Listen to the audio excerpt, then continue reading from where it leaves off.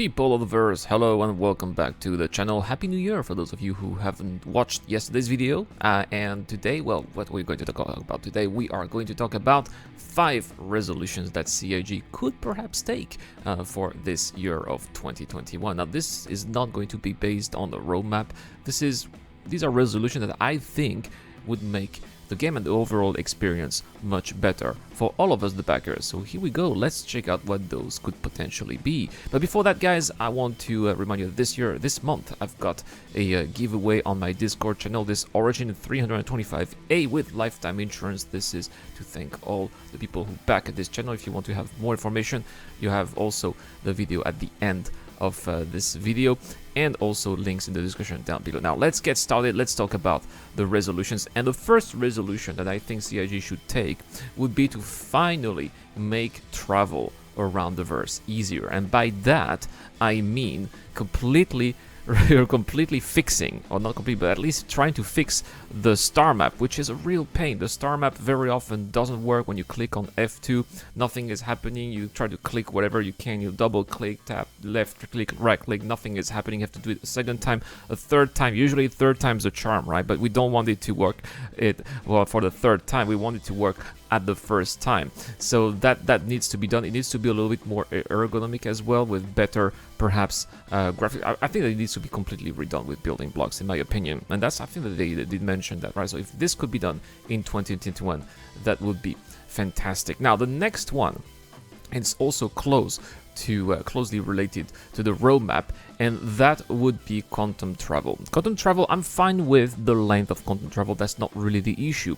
What I am not fine with quantum travel is that if I want to be, for example, playing with a group of friends and quantum leaking is usually not working once out of 2 times, that's not cool. But the worst is that, you know, you have to spend some time to link your to spool your quantum drive and make sure that all the percentages get to 100%, right? And then you're ready to go, you press B, and then everything disappears, boof. And you have to do it maybe a second time or a third time, and it's just frustrating. It is just horrible. And sometimes you have to also go back to the star map, which also doesn't work. So you have to press F2 again, doesn't work, F2 a third time, and then from that you have to clear your route and do your route again, and then hopefully it's going to be working. Sometimes the quantum drive doesn't work, and sometimes you have to do that a third time too as well. CIG, guys, if you are listening to me, if you're watching this channel, please do something about the star map and quantum traveling. Alright, next at number 3, I still think that CIG needs to improve their communication. One of the latest examples, for example, is when we had that whole Xenothreat announcement on IGN, and the day after that Zylo tells everyone that this is actually not cancelled, but actually delayed to, you know, we don't know, probably for January or February, right? But nevertheless, that still doesn't bring a good image, and CIG absolutely needs, I know that they're very enthusiastic about the project, and that's great, but at the same time, before they start communicating, they need to make sure that what they are going to say is true. It's like, you know, Theaters of War all over again. We were told, oh, Theaters of War is coming in a couple of weeks, not months. Oh yeah, well, over 1 year later, we still have no Theaters of War, right? So I really hope that this dynamic event with Xenothreat is going to be the same. Now, it is being tested by the Evocaddies from time to time, not right now because everybody's on holiday, obviously. So there are signs that it is working, that it is fun. That's great, but at the same time, they really need to be more mindful of what they are announcing. Speaking of communication, and that is going to be my number 2 here, CIG needs to bring back some shows. I'm not talking about the briefing room. We know that we are not going to have the briefing room. That is, I don't know, I thought that the briefing room was actually quite meh, right? Because nobody cares so much about the Siedo Komore, and we've already seen the dialogue interruption, sort of, right? Or at least the dialogue between Moray and the player in the not the slideshow, what it's called, the vertical slide. So that was not really the greatest show CIG has ever put, but there are some shows that need to come back, in my opinion, and we need to have more ship shapes. Where's ship shape gone, right? That was a great show telling us about how ships were going. We do have sometimes some segments about ships inside Star Citizen, but I think that having an actual show, maybe once in a month, about how progress is going with the ships that are, what's in the pipeline. This was a great show that Jared put in the past, and for some reason it was gone, and it needs to be back. And the last one I'm thinking about, also the other show, is of course Pillar Talk. We need those Pillar Talks with Chris, with Tony Z, maybe Chad McKinney, talking about server meshing. We need those talks to be aware of what is going on with the core tech that is desperately needed to make the game move forward, and I hope that at least one of those shows is going to make a comeback in 2021.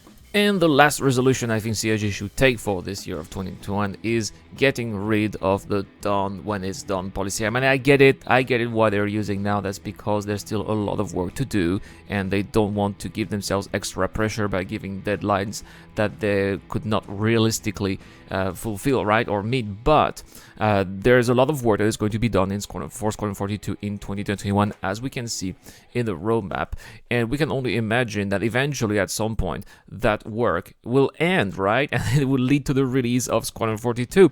So by the end of this year, it would be great if CIG could finally give us a release date for Squadron 42. And why not telling us, hey, it's going to come up by the end of 2022, and that's going to be the hard date release, with a beta in mid 2022 as well. It's going to mark the 10th year and the 10th anniversary of the campaign. It will be fantastic, for the 10th year anniversary, if this could be the date when Squadron 42 could be released. I think that would be a nice little wink for all of you. And this is a game that a lot of us are expecting. I know that a lot of you guys are also only for the PU, but there are also a lot of us who are here for Squadron 42, including myself. And I remember when I backed this game, I was in my early 20s. Now I'm in my I was in my mid 20s. Now I'm going to be in my mid 30s. It's 10 years is a long time in people's lives, including the devs' lives as well, right? There are unfortunately some people who are no longer with us, who backed the game and wanted to play this game. It was the game of their dreams, right? So at some point, CIG needs to do something about it and find a way. I know they want to make it perfect. I totally get it, but I disagree here when Chris Roberts says he wants to do no compromise. I think that there needs to be as little compromise as possible, but at some point, you gotta release the game, right? So that's why I hope that this year we will have a release date for Squadron 42. And that's it for my 5 resolutions that I think CIG should take regarding Squadron 42 and Star Citizen. Please tell me in the comments down below, what do you think should be some resolution that they could take, or maybe maybe you think, hey, who are we to tell them what to do? And perhaps, but at the same time, we're also backers, right? So we're stakeholders in this whole project, and that's why I believe that we also have a word to say about it. Anyway, guys, that's all for this video. Again, have a wonderful year, everyone, and thank you so much for watching. This is the Eradicator. I'll see you guys later. This video is brought to you by the people who support this channel on Patreon and via the join button as well. Supporters of the channel get access to lots of cool perks, such as access to my private Discord, your question answered in the show, you get to know when I'm going to play, and also you get to have a chance to influence the editorial line of the channel. Any help is appreciated, starts at just $1 a month. Thank you very much for watching. This is the Eradicator, and I'll see you guys later.